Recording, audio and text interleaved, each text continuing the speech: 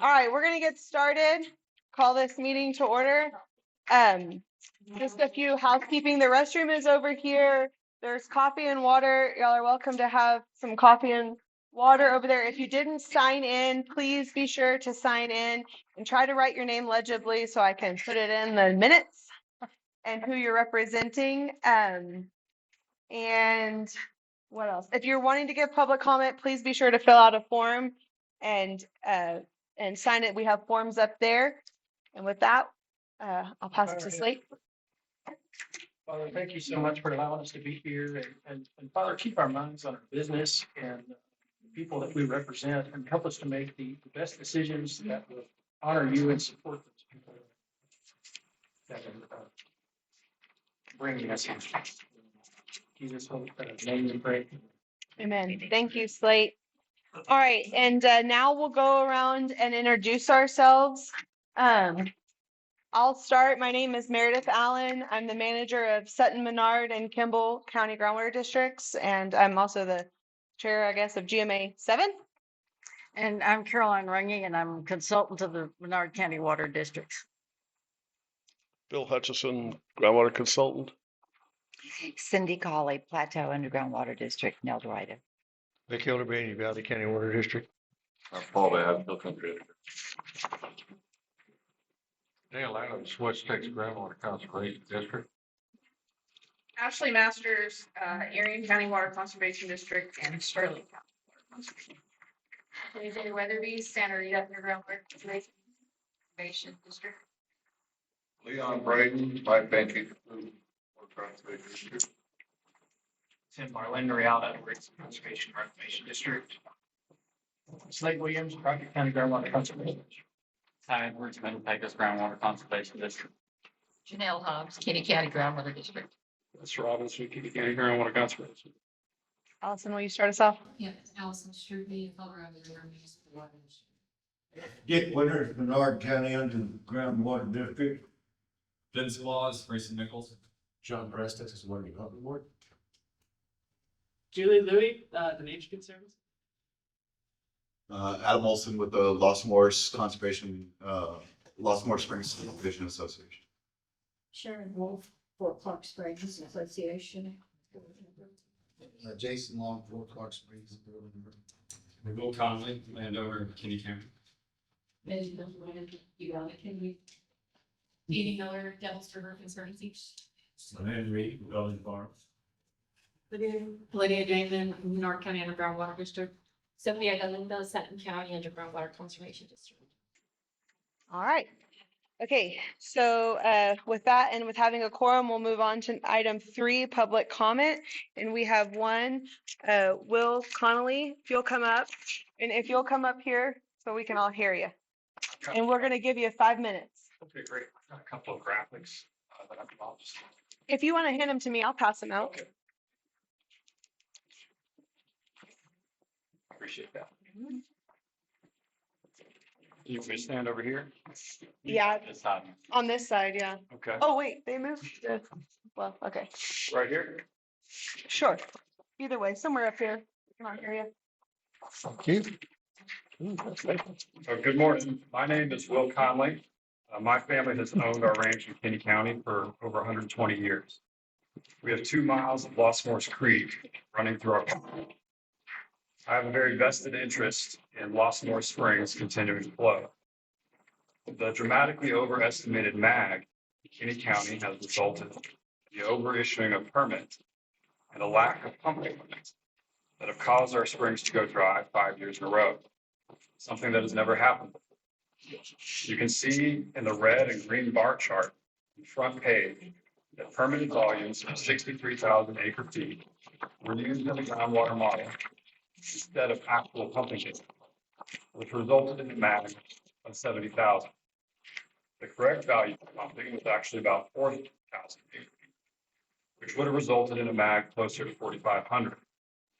You can see in the bottom chart, that was provided by Kenny County DCD, that historical pumping data was in fact about 4,000 acre feet.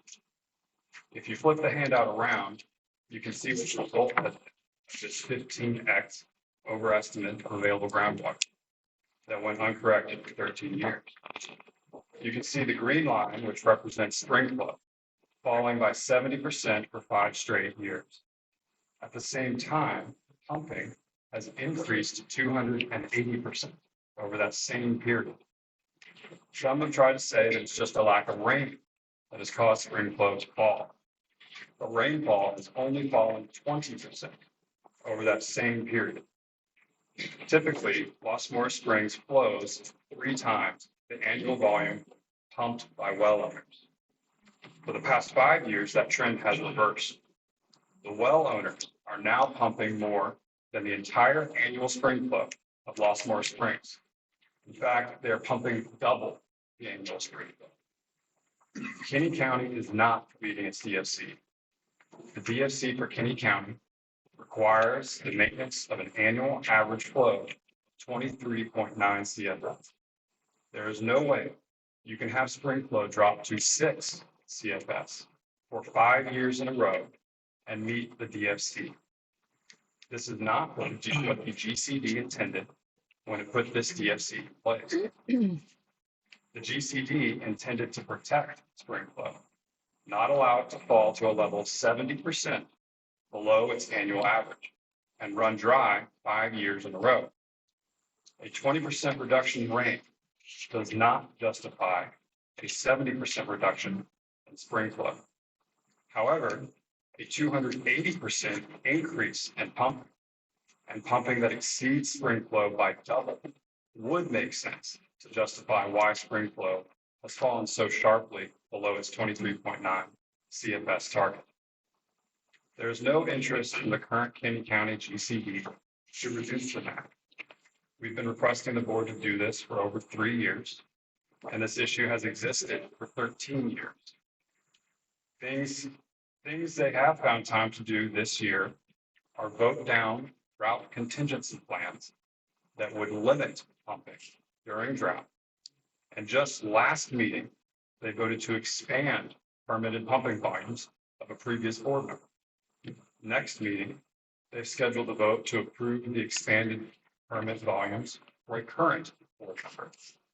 Drought contingency plans, the MAG, and pumping restrictions of any kind are nowhere to be found on this GCD's agenda. I'd ask that the GMA correct the grossly overstated MAG for Kinney County.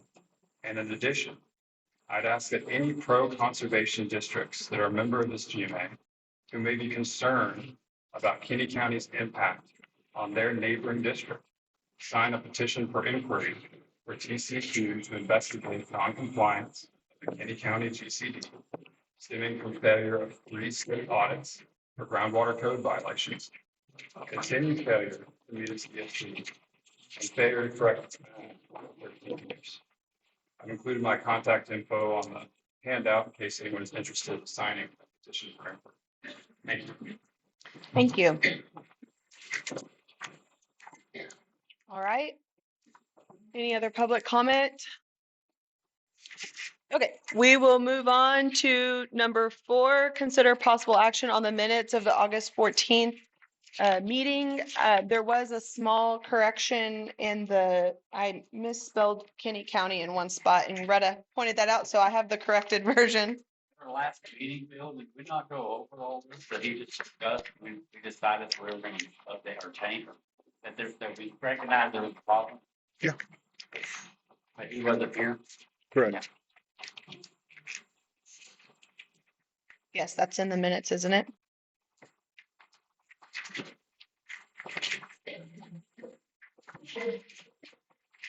The recommendations were in the minutes, under the recommendations that Dr. Hutchison presented was to, for the Edwards Trinity, recommend phase 2, recommend update of alternative GAM, recommend update of MAG approach for Kinney County, and recommend classification of Valverde County as not relevant. So that is in our minutes as recommendations from Dr. Hutchison. Any other questions about the minutes? Nope. I'll entertain a motion. All right, get my notes here. That was a motion by Ashley, second by Slate. Made them at Slate. Oh, It's the other way around. Slate. Ashley. All right, all in favor, say aye. Opposed, same sign. Okay, we will move on to updates from the Water Development Board. Where'd he go? Oh, there you are. Some of you all have seen this presentation before, I think. I'm gonna give those certificates. You've seen it 3 times already. Extra credit.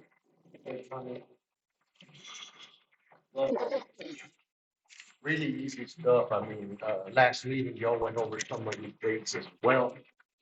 And basically, we're looking at, DCD and GMA requirement, as per the legislation that just ended. So you'll have, new management plan requirements for your GCDs. This is individual GCDs.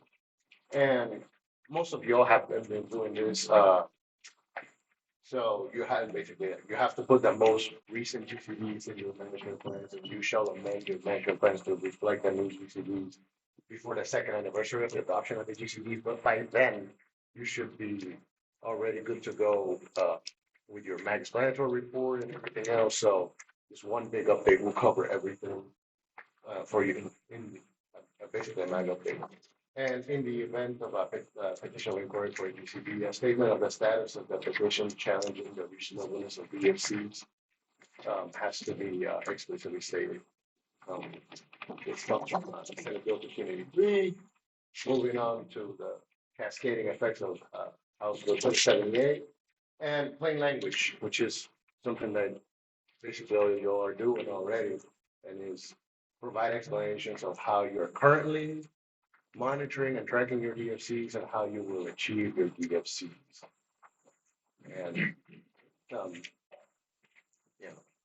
in your introductions and methodology and how you track your DFCs is pretty much taken care of. It's just basically explicitly stated in the statute. GMA meeting requirements, review management plans at least once every 5 years. You already do that. And how each and then you have to how each district is achieving your DFCs in your rules and management plans, and I believe y'all are good on that as well. There's that. Do y'all do that rubric here? Like, yeah, like an Excel sheet that shows. Oh, every GCD? Yeah. Yes, I did. Yeah. So. Lydia did it. Yeah. So. Yeah. A for effort. Oh, ahead of the curve. So. Well, when there's 20 of them, it takes. Organization is key. Yes. Yeah, we're doing a great job. Yes, thank you. So next. So GMA DFC requirements. So all GMAs are going to be in the same 50-year planning cycle. No more, some GMAs are planning to 70, some are 28. So we're all in the same clock. And this GMA planning cycle will feed into the 2032 State Water Plan. The next planning cycle for 2031 will feed into 2037. And then another requirement is to identify interim values in less than 10-year increments to basically see how you're achieving the DFC. And that's left to y'all, like how you want to do that for interim values between decades. We can always email us and we can talk more about it, but y'all can come up with your own methodology since y'all know best how you want to run your next. No explanatory report requirements. I believe that Bill's doing a great job taking care of those. Basically, plain language, and this is something that it's put in statute, but I believe it's been taken care of. At least since I've been doing the DFCs 5 years now. And there has to include a summary of how each district is progressing towards achieving the DFC. So just basically add a little more information. So what is plain language? well, administrative code, and that little blue text there, it's also a link to a webinar. So in case you want to know in plain languages, you can tune into that webinar. It's really helpful, just to brush up on things. And next. So to recap, include the current DFCs, amend your plans within 2 years, and forward-looking, explain how your districts are monitoring DFCs, and past-looking is how you have performed. So next. For the GMA, it's basically the same thing. We're on a 10-year, less than 10-year cycle, come up with your own methodology, adopt the same 50 years for every GMA, and everything else you already do. And again, give yourself a summary of how you're achieving your DFC. And you have to explain your DFC changes, but I think that's all we've done. Fun stuff, money. The grant program's moving along. We expect to have something for you all in the first quarter of next year. The money will be held in escrow for the grant, so you all don't have to be worried about when we're having any strings attached to when the money has to be spent. So we're trying to be more holistic with how we're gonna distribute the funds and hold on to the funds such that everyone is appreciated. It's $7.5 million. We're going to hire 2 full-time temporary staff to administer our grants, and our grant language is now with upper management, so it should be coming up pretty soon. And grant money is specifically for groundwater research, science, and data collection. Other items, the new management plans checklist has been released. There are now water use estimates from a water use survey for 2023. And stay tuned for anything else. Contacts, if you want to get into any specific shops within our groundwater section. We have groundwater data at WWD, that's Heather Dudson's shop. And any data request, anything data related, you want to submit some data to us, talk to her. And GWM plans, I think you all know GWM plans by now. Everybody submits almost at this point exclusively, and that's for management plans. And then GAM at TWDB, any questions about modeling, that's there in Hardwick shop. Just reach out and we'll help as much as we can. Thank you. That's my boss's information, Robert Bradley. He runs our groundwater technical assistance division. Yeah, that's all I got for y'all. On the grant program, are they gonna? Sorry, go ahead. Thank you. Go ahead. On the grant program, are they gonna consider, groundwater district budget? Like money they have, when they prioritize who gets the funds, or it's just gonna be whoever applies? I don't think there's gonna be any kind of competition other than like specifically on the merits of that.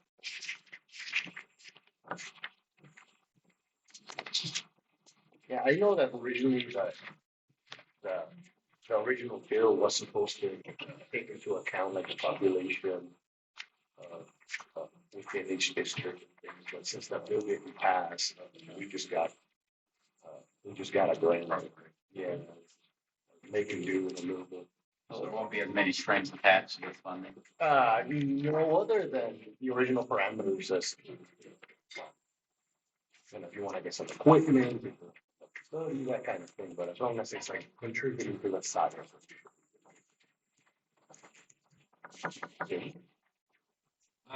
Since this is, it sounds like going to be a Q1 26, are you all still considering 2 separate buckets of money, or is that all going to go out at once now?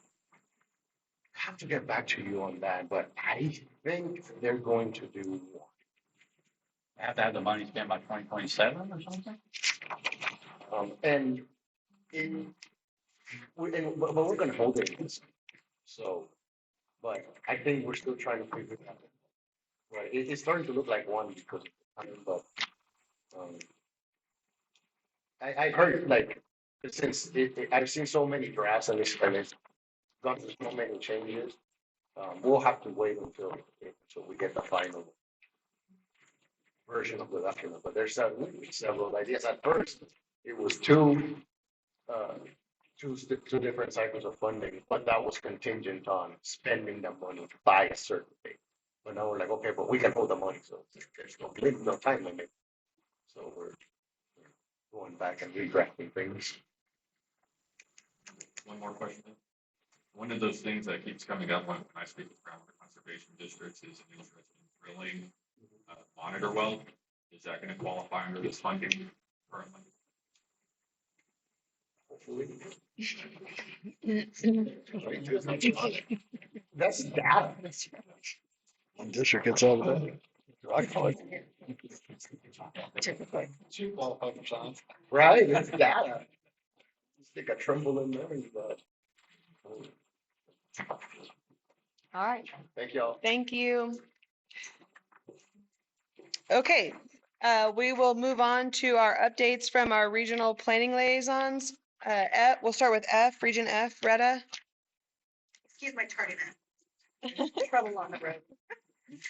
We had a Region F meeting on September 18th. We adopted our 2026 water plan, and it should have already been submitted to TWDB. We designated CRMWD to be our political subdivision for the regional water planning group to begin our 7th planning cycle. We also authorized Region F to submit a grant application to TWDB and hold a pre-public hearing for the public input on the new plan. We also authorized Region F to solicit an RFP for consultants for the new water plan. We have a meeting scheduled tentatively for February 2026. Not a specific date, just February. No, we didn't pick a date. It was just February. All right. We'll go on to G, Dale. Where are you? There you are, Dale. RSG met on October the 7th, 2025, Waco. And we spent half of our meeting repairing and fixing problems from the last 5 years. And then we started to talk about our next 5 years in our cycle. Went on with that. Of course, our next RSG meeting will be after the first of the year. And later.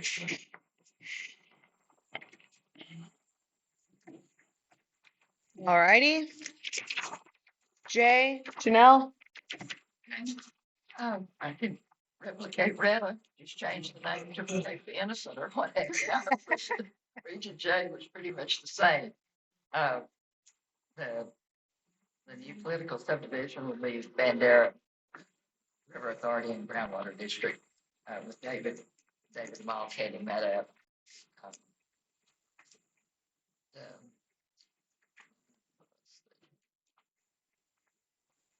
Same thing to subdivisions, submit a grant to DWDB.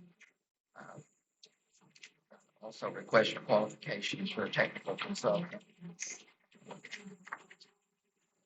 Executive committee will review the responses for the request for qualifications, those that are submitted, within the whole committee board group will vote on it. That was the next meeting, I believe, will be sometime after the first year. All right. Okay, Paul. So we've adopted our plan. Just got an email from the board, that on October 14th, they received it and they found everything's good. So we're done, basically. They said congratulations. We're in the process of finalizing the RFP to do the consultant fee for the next round. And we don't have a meeting date set either. We tried to set one at the last meeting, so apparently it will be sometime next year at the beginning. Okay. Do you know if Brazos G, did they adopt their plan? Yes, they adopted. All right. L, Vic. Vision Hill adopted their plan, it passed, we got through all their hurdles. They now have a bunch of vacancies they're trying to fill. And so they're going out for vacancy or for people to apply for the vacancies on the board. And the next meeting's in January. All right. Anybody have any questions for our regional planning liaisons? Everyone's plans have been adopted and okay. We'll move on to item 7, presentation by Dr. Bill.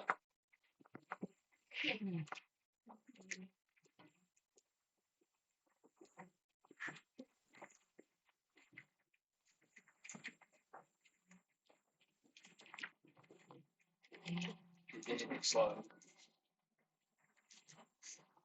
Okay, just to quickly review what we did in August.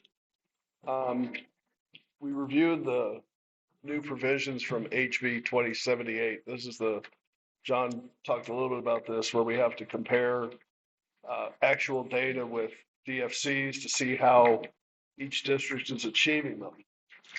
And I reviewed the phase 1 comparison of actual and simulated drawdowns using Water Development Board data. And I recommended that a phase 2 expand the effort to include GCD data and interpolated baselines. Not all the TWDB data were adequate to do the work, to do the task. And we'll talk a little bit about that. And I also recommended an update to the alternative GAM based on the phase 1 data findings. We'll talk some more about that. And then in the process of doing all this, recommended certain aquifers be classified as not relevant for purposes of joint planning because of the lack of data. So we'll quickly run through this. So we're dealing with 15 aquifers in GMA 7, more than anybody else in the state. Go to the next slide. These 5 have been declared not relevant for purposes of joint planning for all the cycles going back to 2016. And they're all covered in a document that we developed in 2021. It's an update that documents all the reasons why these are not relevant for purposes of joint planning. You go ahead. Now, last August, I recommended that these 4 be added to that list based on the fact that there's very little use or very little data associated with them. Go ahead. In addition, the Marble Falls has always been not relevant for purposes of joint planning, but it's documented in a different place. So I recommend that we keep that. And then the Valverde County area for the Edwards Trinity Plateau, it was recommended that that be classified as not relevant, and that was supported by public comments from Valverde folks. That means there would be no MAG, but the available groundwater would then be set by Region J, which is a more appropriate place since there's actual representation from Valverde on Region J. So that just sort of brings us up to the relevant aquifers that we're going to be dealing with in this round of joint planning. Go ahead, another one. Now this means that we'll be dealing with only 2 GAMs. The blue ones, the Ellenberger Sen 7, the Hickory, are covered by the Llano Uplift GAM. And the Edwards Trinity Plateau, Pecos Valley, and Trinity are covered by the Edwards Trinity Plateau Alternative GAM, just like they have been for the last 2 cycles. Go ahead. So HB 2078, we compared actual drawdowns with intermediate drawdowns from the GAM simulation and did a point-by-point comparison of those monitoring data. Well, the key thing is it requires a baseline. So for for the plateau and the Llano both, the baseline is 2010. The end of 2010 is the baseline. And so we need a groundwater elevation in a well at the end of 2010 in order to do this comparison. Now, some counties, there was no monitoring data in that baseline year. And so I recommended that we expand the search. So Amy Bush sent me Erie and Sterling County data, and I appreciate that greatly. And that proved to be valuable. There's plenty of data from that data set. And then in the others, what we're going to have to do, and this is what the phase 2 was about, was interpolate pre-2010 and post-2010 to come up with an estimate of 2010. That's the interpolation approach. And that's what phase 2 was about. Well, sorry, the work's not quite done. I've been working on it and I've got most of it done, and I'll present a summary of the work completed to date, and then the report will be completed once the work is finished. I got to the point where last week I almost was done with it, and I thought I got to hurry and finish this. And I thought, this is complicated and kind of nasty work, and I didn't want to get too far ahead of it. So here's where we are. Go ahead. So this is the table that I used I presented this last time, the same basic one for the Edwards Trinity Plateau, Pecos Valley, and Trinity aquifers. You'll notice each county is listed on the left, and then the data source. If it says TWDB, that's the one I presented last time. GCD, this one is, oh, I missed the Sterling, is GCD. This is Erie and Sterling. These are the GCD data points. Now there's something to watch here. You'll notice each county is listed twice. Nearest active and honor grid. The grid doesn't cover, model grid doesn't cover all of Erie and all of Sterling counties. And so the nearest active sort of looks beyond a little bit. Honor the grid means I have fewer points, but I'm actually on where the model is. Now, both of these show that if you remember, we have the actual measurements, average drawdown measured and simulated, and the difference between the two. And if that difference is positive, that means we're basically meeting the DFC. So Erie and Sterling are both positive. They're okay. Everything's good on that. Go to the next one. And you can see the next slide shows where the Sterling and Erie County, it's those little areas that are not included in the gray. And there's some wells that Erie and Sterling monitor that are in the gray area, not the red area. And that's the difference between those two. Okay, now here we have TWDB-INT. That means interpolated. These are in Coke County. I've got 2 wells. I just haven't finished the work.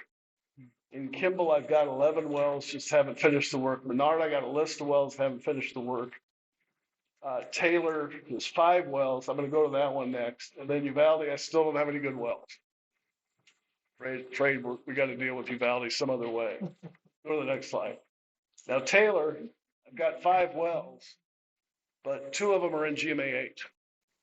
So I can track it from a, physics, comparing water level standpoint. It's just that some of them are not actually in GMA 7. So I'll deal with that.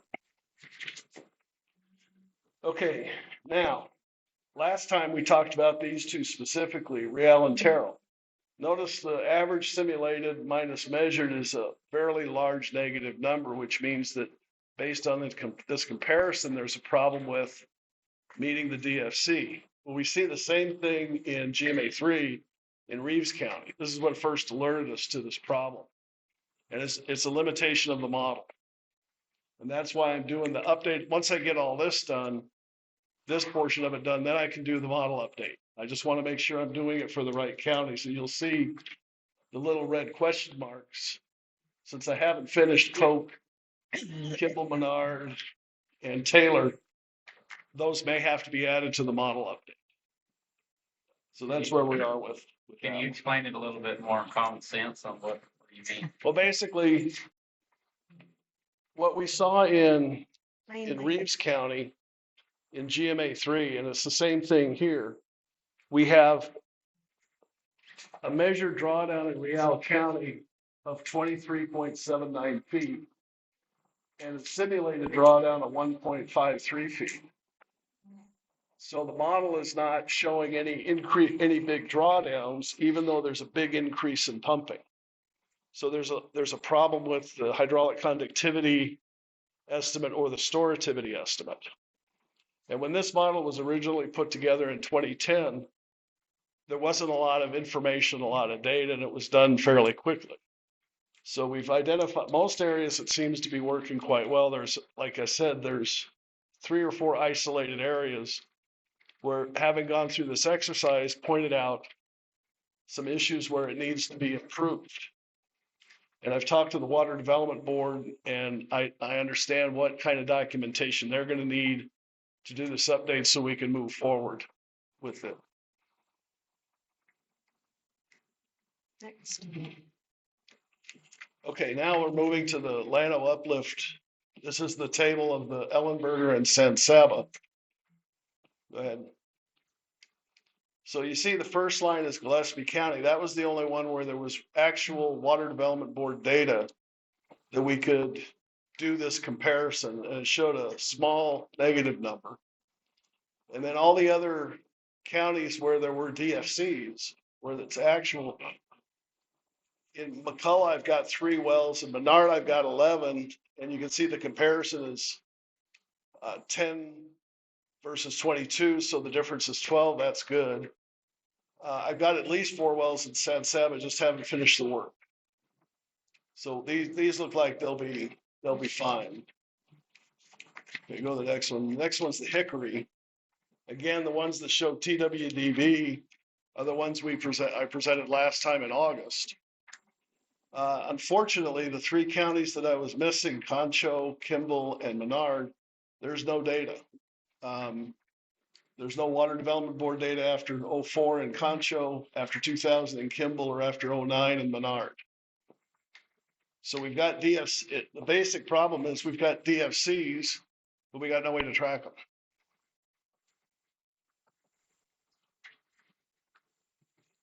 And there's the 3 problem counties. Good. So we have to decide, or you all have to decide, whether we're going to just call these not relevant or just go without any way to track the DFC. Uvalde County for the Edwards Trinity Plateau, Kimball and Mason counties for Ellenberger, San Saba, and then 3 counties for the Hickory Up.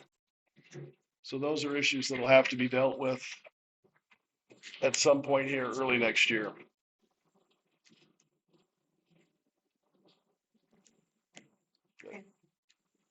I mean, there's more wells, no data. Well, some of there's no wells, but. Well, that's the problem. Go back 2. I don't, in Kimball. Go back.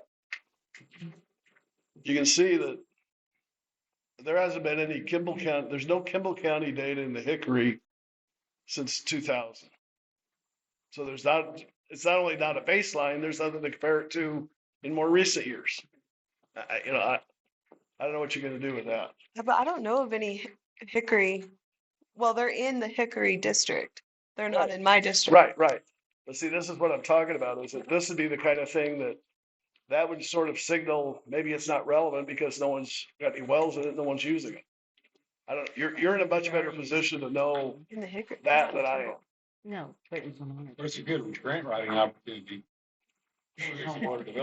Yeah, because the monitoring equipment for a Hickory is 2,000 feet deep. There's your $7.5 million for 1 well, so that's good.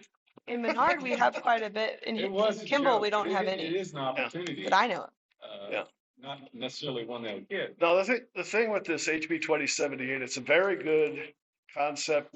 I've been doing it with the districts I work with even before it was the law. The problem is that when you get into these small aquifers that are not used very much, it creates a bit of a problem because of lack of data. And use. So, in some instances. And use. Yeah, like Kimball should never have the mag. Well, that's there is Hickory. Well, okay, there's a portion of Kimball County that's in the Hickory Water District, and they have Hickory wells, I assume, in that corner. No? The ones at London? This is county based. I'm not dealing with districts. Oh, right. I'm saying, yeah. So there's a discrepancy because our boundaries aren't our entire county. Right. And that's why in GMA 7, I like working with counties because it gets Yeah, way too sure. complicated to do it based on districts. Sure. So this is not different than what we dealt with in the Capitan or the Rustler that we talked about in August. So it's just information that you're gonna have to wrestle with to decide, is it better to go, the basic question, is it better to go not relevant? Or is it better to go with a DFC where you don't have any data to back it up? I have a monitoring well in the Edward Trinity, the south end of it. It's on the website. It's called Bible Ranch. But it doesn't go back to 2000. That's the problem. It doesn't have I was any gonna data. say, we can use what we have, but it doesn't go that far back. Some of this will come to light in the next thing, but yeah, just kind of put this off to the side because it's an issue we'll have to deal with, but there's some context with the use aspect to it too. Yeah. Do we need to have action, is there any action we take on this subject? No, because I'm not done. My fault. We're halfway done. Yeah. We're more than halfway, but Oh, well, Hypothetically, if there's no data, we would just try to. I mean, my recommendation, if there's no data, given where we are with the new statute, not relevant is a perfectly legitimate option. Even if we have a bunch of use in the county, we just can't measure Well, it. 'Cause it's the too issue, deep. no, see, now, keep in mind that just because it's not relevant doesn't mean y'all can't manage it and permit it. The threshold here is, does it rise to the level of a DFC for the GMA Yeah. in terms of how it affects your neighbors? Yeah. If you've got a small, one of these aquifers, Vic's is a good example. What y'all do in Uvalde County, as little as it's used, has no effect on the Yeah. surrounding area. Yeah. Well, we're at the bottom end of it anyway. Exactly. And there's probably 3 irrigation wells in the whole damn thing. Yeah. And they're all owned by one land. Yeah, we'll talk about use here in a little bit. So, yeah, I'd want to talk to David Huey yeah. before because they'd probably permit more than we do in Yeah. the Hickory.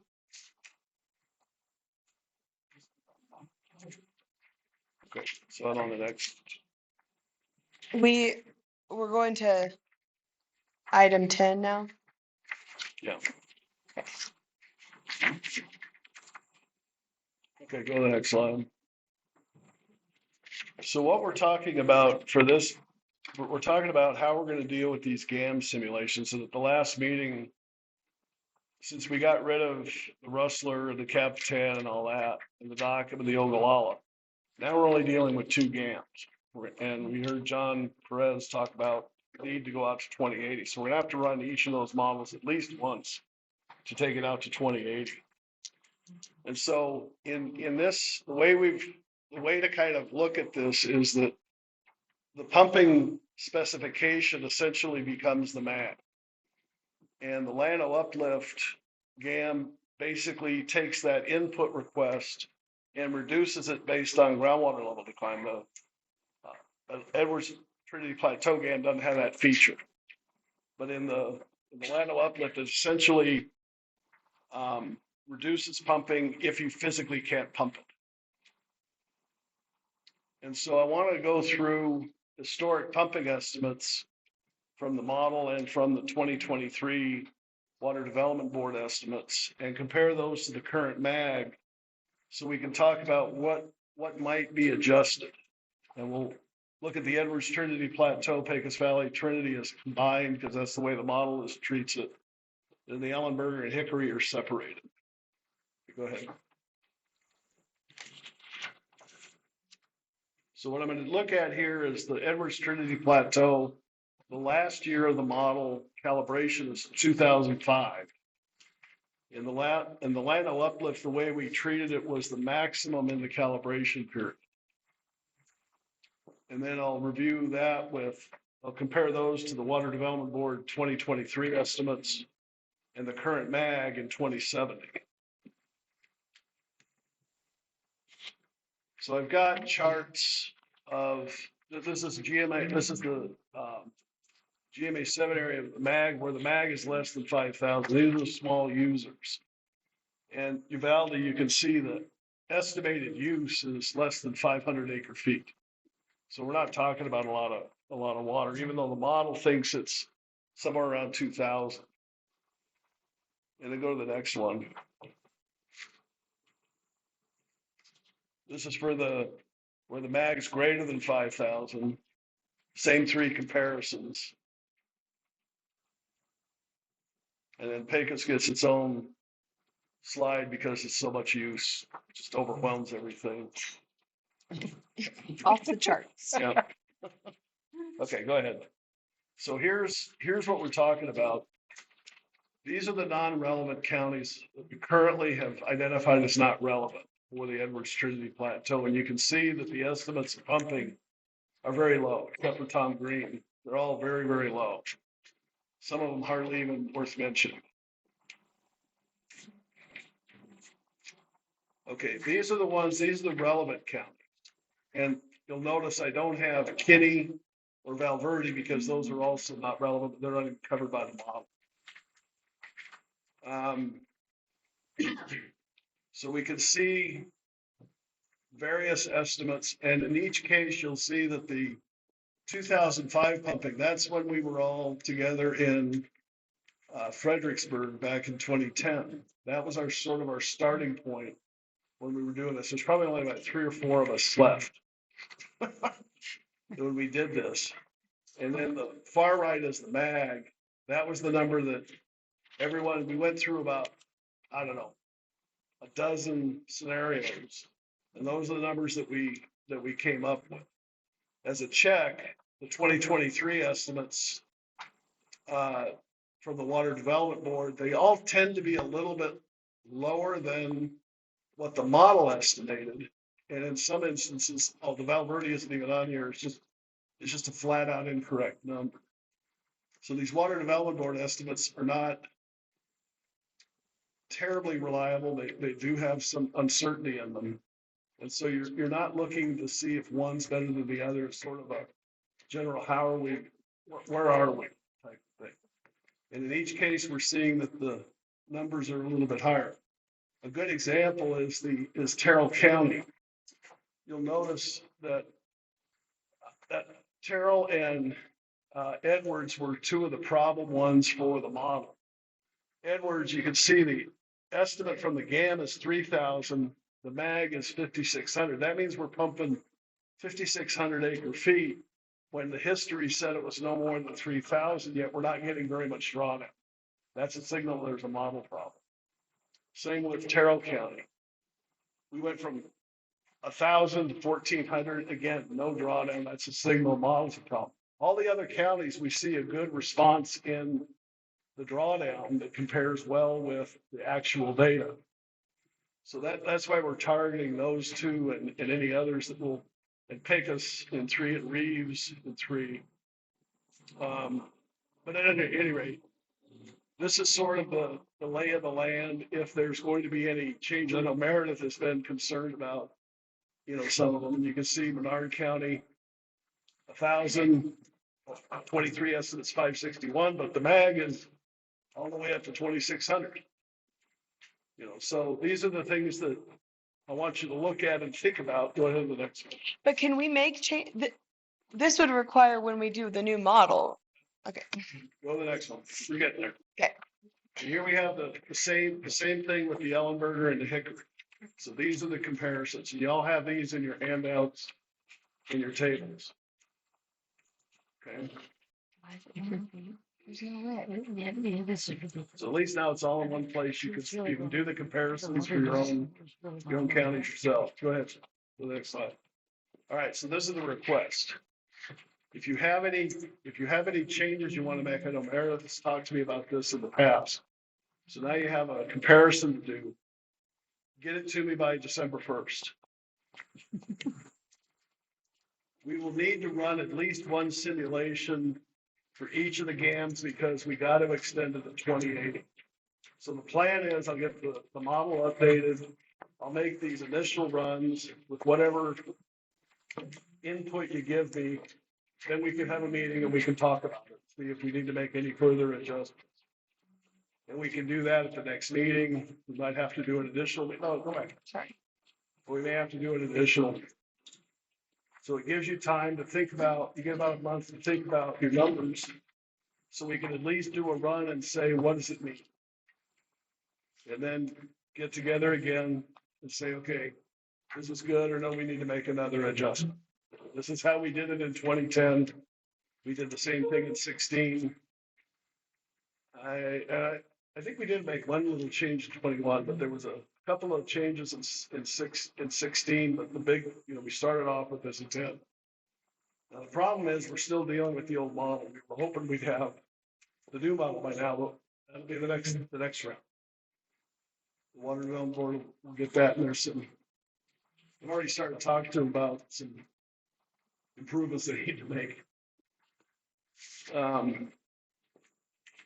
anyway, that's where we are. Bill, can I ask you about, so our Ellenberger DFC, so the top of the Ellenberger gets dewatered, DFC, basically. But the model has a confining layer between the Trinity and Ellenberger that doesn't exist within our district. So I'm kind of worried that Go back to us not meeting our DFC in the Trinity. go back to your. Let's look at the. It's a result of capture happening in the Ellenberger. Yeah, not go back to accounted the. Go back to the previous, the comparison in the Ellenberger and Hector. Did I go too far? No, you didn't go far enough. So I think the current, All right. So it's like 60 acre feet or something like that of capture is what the land. To the Lineberger. Well, go back one more. Yeah, all right. So Gillespie, you're at minus 2.84, which is not terribly significant. The measured is 5. The simulated is 2.25. And there's been a drought. Yeah, I mean, it's So- definitely affected by drought. I'm just worried about as we're quickly approaching. Oh, I know. Okay, so we'll look at the numbers. Negative 2.8 in Gillespie. Okay, go to the Ellenberger. Wait. Okay, Ellenberger, you're at minus 2.8. And in the Hickory, you're at positive 4.2. Yeah, the So- hickory is not a concern. No, I know. So the thing is, okay, then go to where the pumping numbers are.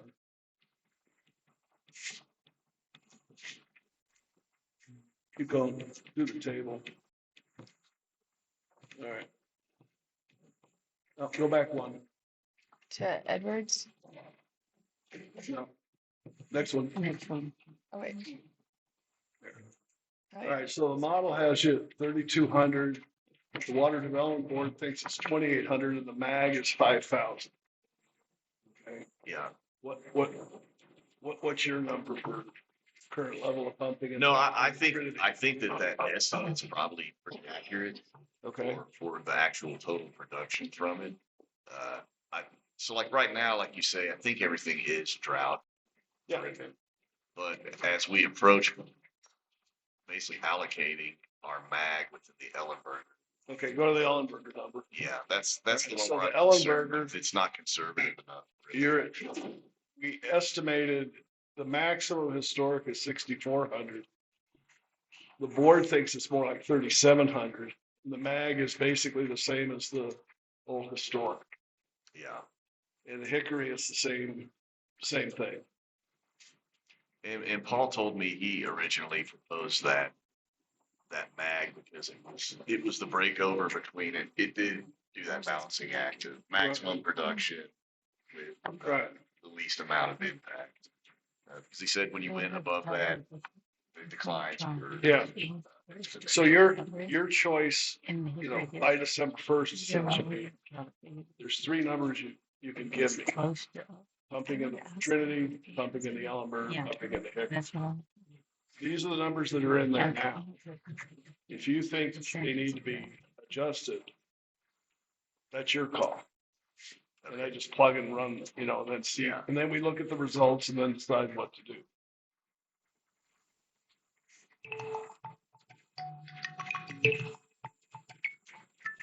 Cindy. Cindy. Yeah, we'll need to talk about ours, but Yeah. So think about it. You got a little time. Let me know. I gotta finish phase 2 up and get the model update done while y'all think about your numbers. And if you have new numbers, and the idea is that it's not getting a number that we're just gonna use. It's a number to run through the model and then discuss at the next meeting to see what does that mean. And then decide where to go from there.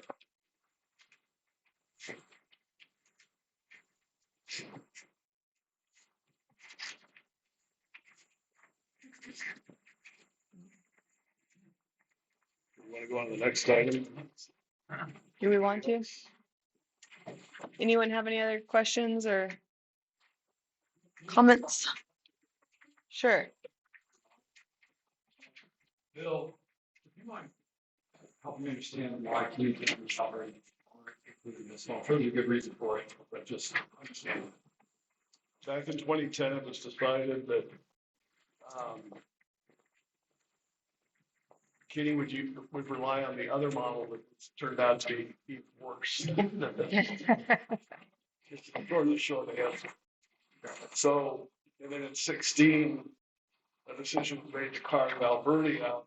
Use that model to develop for Valverde County. So this plateau alternative GAM for everybody else doesn't include Valverde or Kitty, just for that reason. It's part of the reason that if you adjust the things for Kenny County with these districts. And so Yeah, I mean Kitty and Valverde are sort of at the bottom of the system, so they're not really, it's not really an issue. Things that go on in Valverde and Kitty don't affect things to the north. Well, we are gonna make adjustments for them, right? For Kenny County. For their model? What we talked about in August was that the MAG has always been recognized as a problem.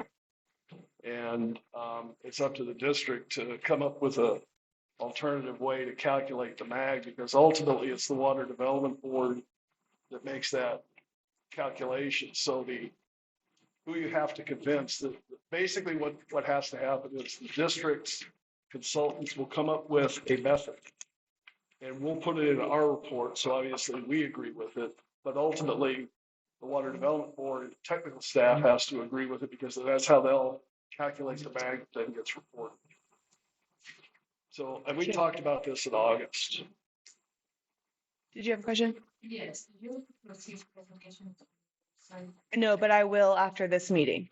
Yes, that is just FYI, I do put them on my Sutton County website. There's a GMA tab, GMA 7 tab. You can find minutes, agendas, and all presentations on that tab.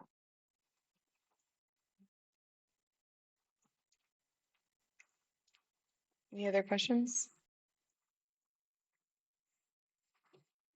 Okay.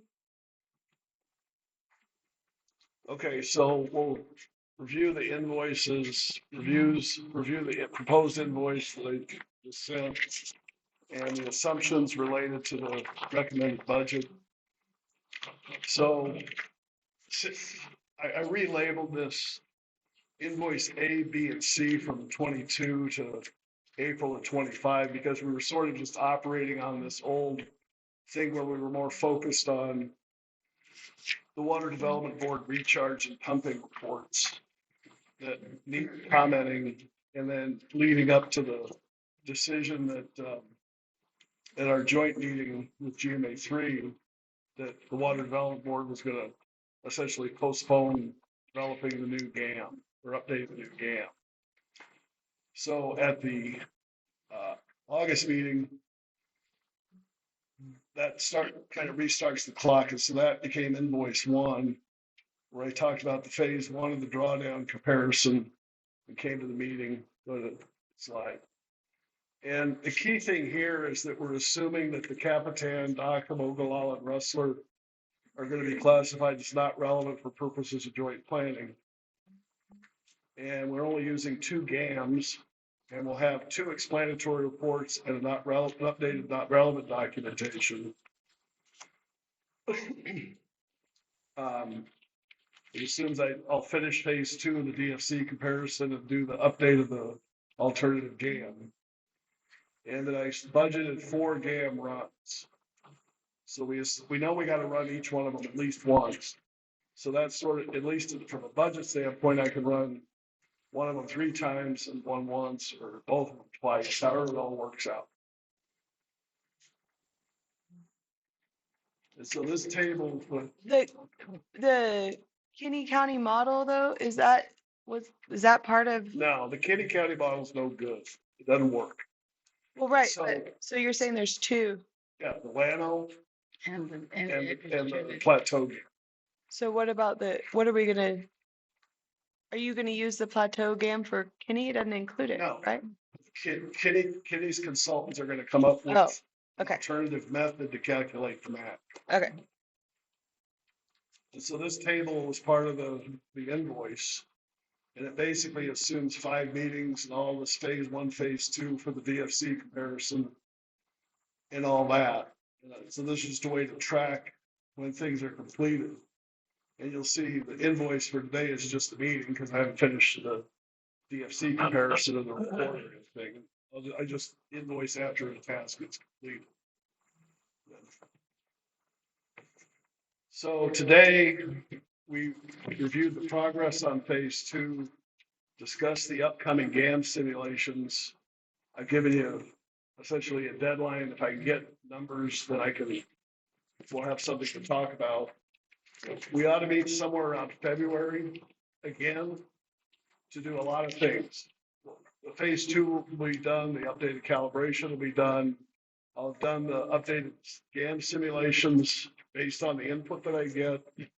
I'll have a draft explanatory report so we can go over the 9 factors and draft not relevant documentation.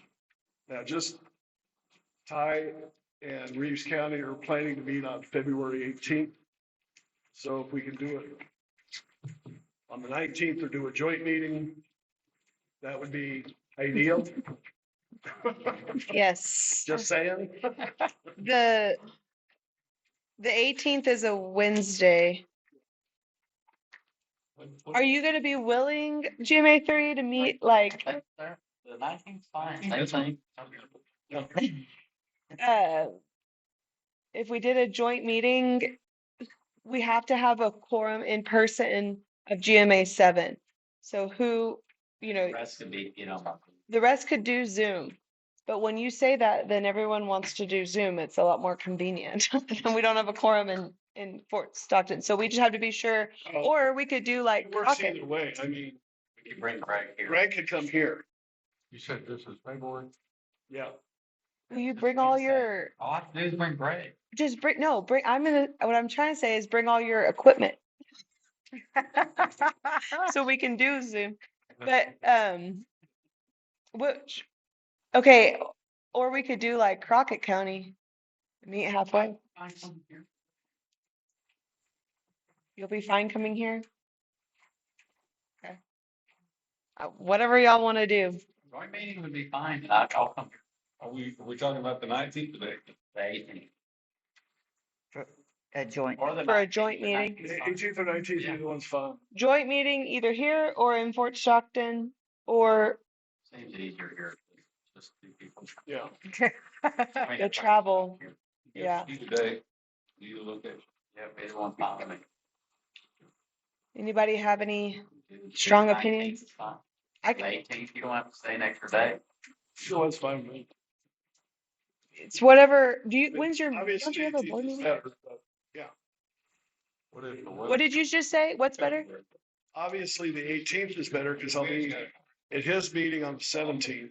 If we do a combined meeting on the 18th, that's great. But if there's a conflict and we have to have the joint meeting on the 19th, the world's not gonna end. I don't have any strong opinions. So if anyone has a I go for the 18th, as opposed to the 19th. 19th is my anniversary. Okay, 18's fine. Let's keep her happy. Yes. And also that way you're only doing it once. You're not having That's to. the other thing. It makes it a lot easier to explain, go through the model runs and everything without. Okay. It all covers the same thing. All right. So we'll schedule our next meeting for February 18th, 10:30. Is that okay for everybody? Okay, now that we've got that set, we'll go through a lot of stuff on February 18th. But that isn't the end of everything, because once we have that discussion, any changes, any modifications, whatever, we'd want to get together in April. Remember, the deadline for the proposed is May 1st. So we would have another meeting in April to deal with any updates based on the February meeting. That says January, I should say February. Any updates to the explanatory report, all those sorts of things, and then vote on the proposed DFC. Now, remember, once that happens, each district then has to have its 90-day public comment period, hold its hearing, all that sort of stuff. And then we'd have to get back together around October to go over all that and vote on final deal.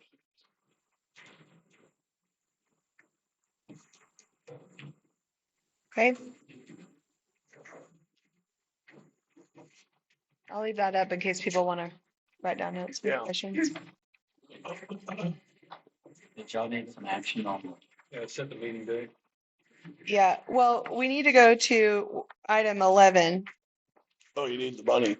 Yes. I need a motion. Well, first, we got to go to number 9. Consider possible action to approve alternative GAM update. We need to table that, right? It's because we didn't get there. I'll make a motion, we table that. Second. Vic makes a motion. And who seconded? Wes. All in favor, say aye. Opposed, same sign. All right, and then going to number 11, consider possible action to approve bill. So I need entertain a motion to approve our current invoice for Dr. Bill, which is the one I emailed out for today's meeting. And then who made that? You? Ty. Okay. All in favor, say aye. Opposed, same sign. And then I sent y'all the reconciliation report from where we are and kind of mapped out a plan for invoicing. As we all know, I've been doing that annually. And so I send those out usually in December, due in January for the next year. That should get us to where we're able to do all of that. Did anybody have any opinions on changes to that plan or That looked good to me. comments? It looked good to me. You're gonna invoice. It's 1,000. Yeah, we've invoiced 1,000 every year since 2021.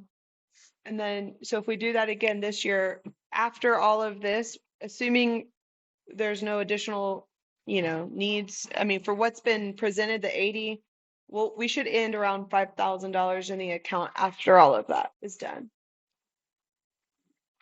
It just makes it easier than having to invoice y'all 20 times, 20 invoices after every time we meet. Yeah. Make work. Yeah. So if everyone's good with that, we'll do that. And then should we go ahead and include the 4-H ambassador sponsorship in there? That's what I've been doing.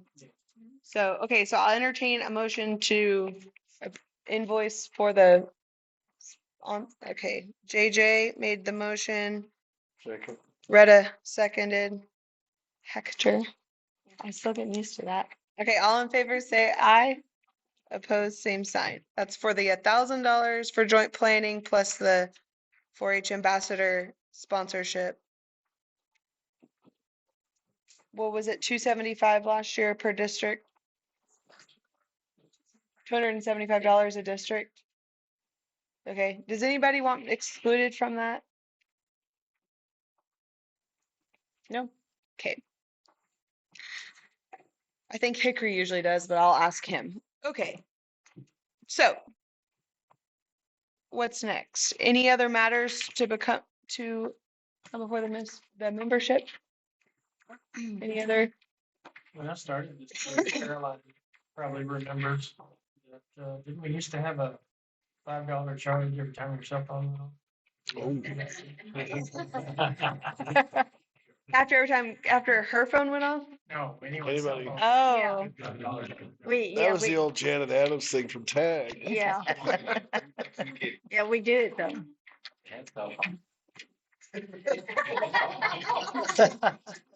Oh, we did. Y'all talking about me. Yeah, we're talking about you. You Why didn't y'all answer it? gotta pony up $5, Cindy. Oh, Cindy, I thought about answering We it. thought about but- answering it. Making Okay, making a story. out.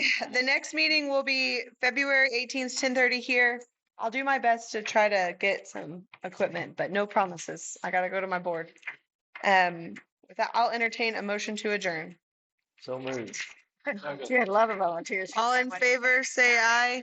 I was talking.